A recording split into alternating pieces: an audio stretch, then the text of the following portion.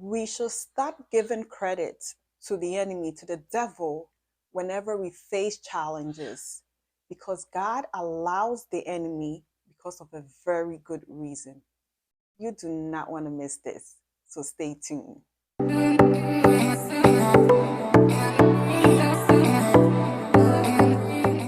Welcome back to Just a Verse. My name is Bridget, and I picked just a verse from the Bible, elaborate on it, and support it with instances, stories, and experiences. So, like always, let's just jump right into the video.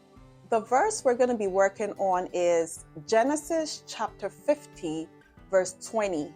And it says, "You intended to harm me, but God intended it for good to accomplish what is now being done, the saving of many lives." So usually I give a brief summary of that whole chapter, but for this time, I have to give a brief summary of like the whole story because it's not just a chapter, it's a full story. So to not waste time, let me just go ahead and give a brief summary of the story. So a lot of us know about Joseph's story, Joseph in the Bible.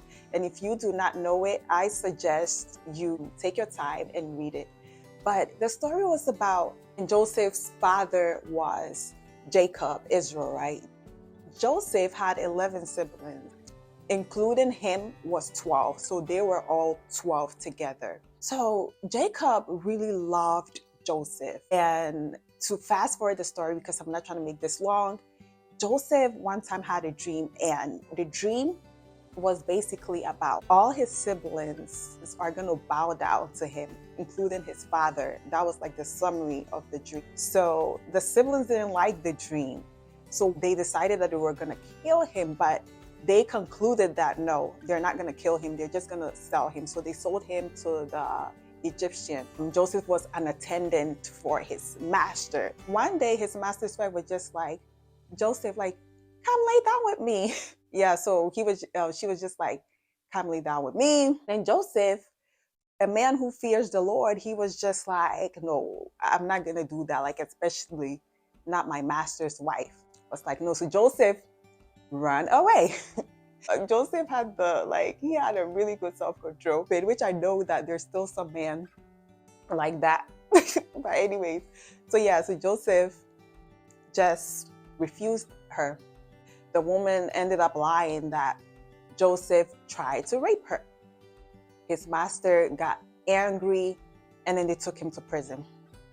So during his time in prison, two officials came to the prison. They had a dream which Joseph interpreted because Joseph was very good in interpreting dreams, right? So one of the officials, he told him that his position was going to be restored. But when his position is restored, right, he did tell him like he should remember him so that they could get him out of prison. So the official didn't act on it. And 2 years later, the king had a dream.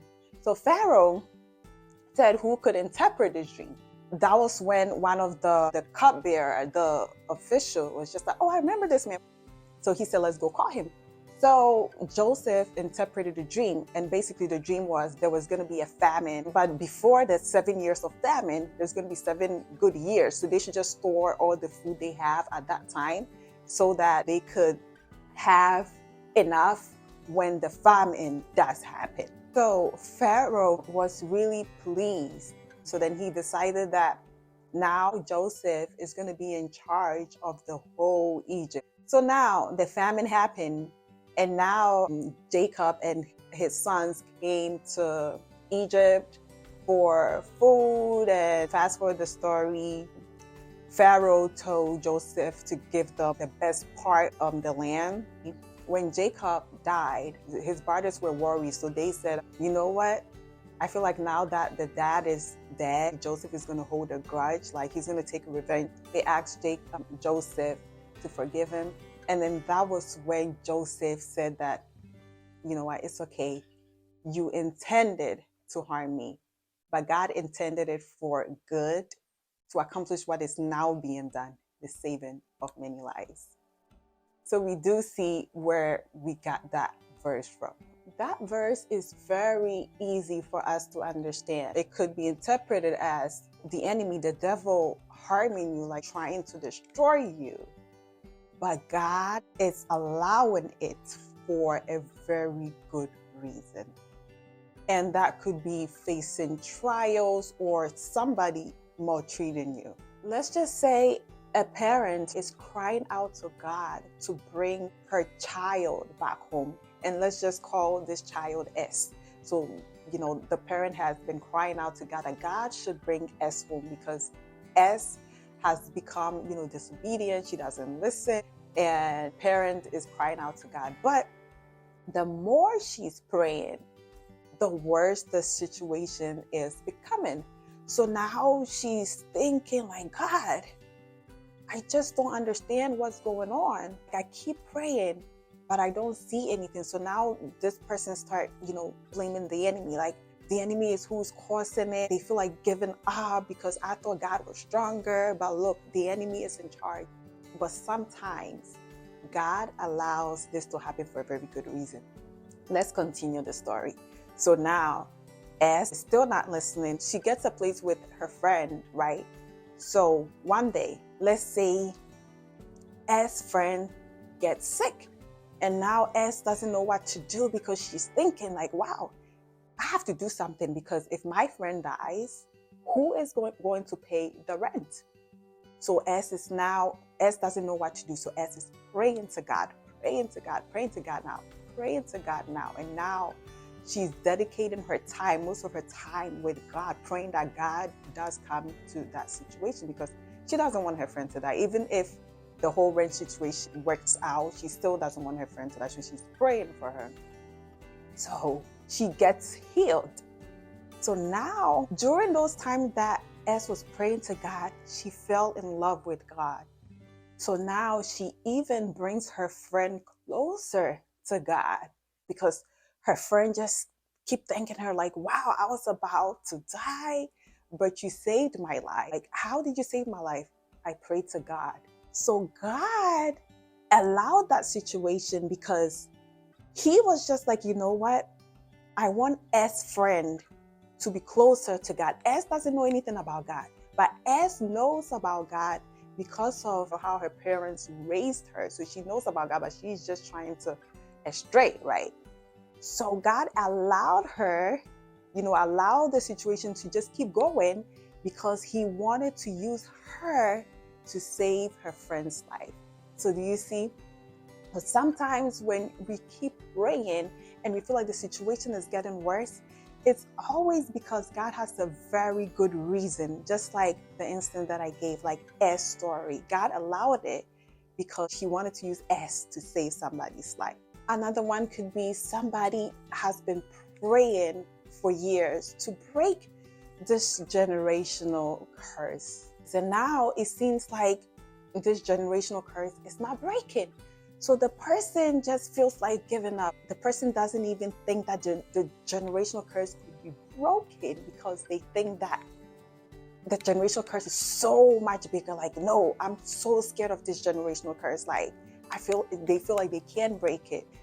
God is so much bigger, but God allows it because he has so many reasons, so many reasons. A reason could be he wants you to be persistent in prayer because once he breaks that curse, you're going to need persistency to maintain the generational blessings that he has for you.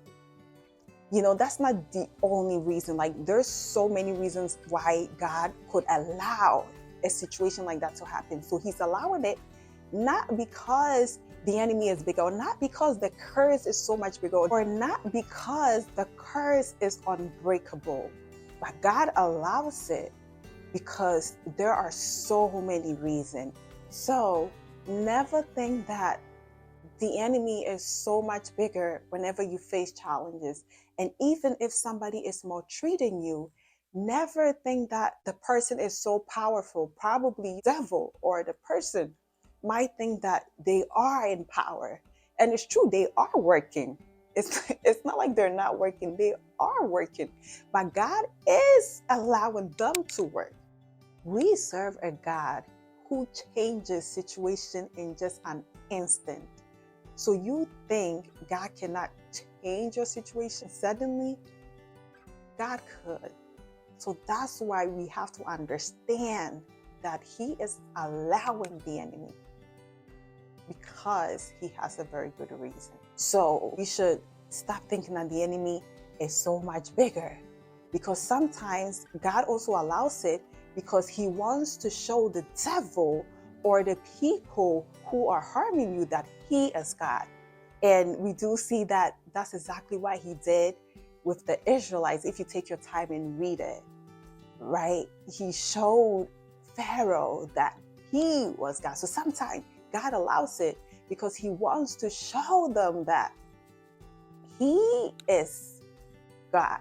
So whenever we do face challenges, what we have to do is just keep praying and just keep praying, and do not let us feel like the enemy is in control or the enemy is powerful than God, because the enemy is not powerful than God. No matter what you're going through, we should always point to God. That God, I know that you are so much bigger than the universe. You are so much bigger than the enemy. So if you've allowed this situation, then I know that you have a very good reason. I know that no matter what, no situation is permanent. So this situation is not going to be permanent. You are allowing it because of a very good reason that I will understand later on. Just like Joseph's story, he went through a lot. So if you're going through a lot, don't feel defeated, because you are not defeated. And just like Joseph's story, you will open your mouth and say, the enemy, you intended to harm me, but God intended it for good to accomplish what is now being done. You will say exactly what Joseph said, because God is so much bigger than the enemy. Thank you so much for watching this video. I really hope it blessed you. Like always, don't forget to like this video, share, comment, subscribe, and if God permits, see you when I upload my next video.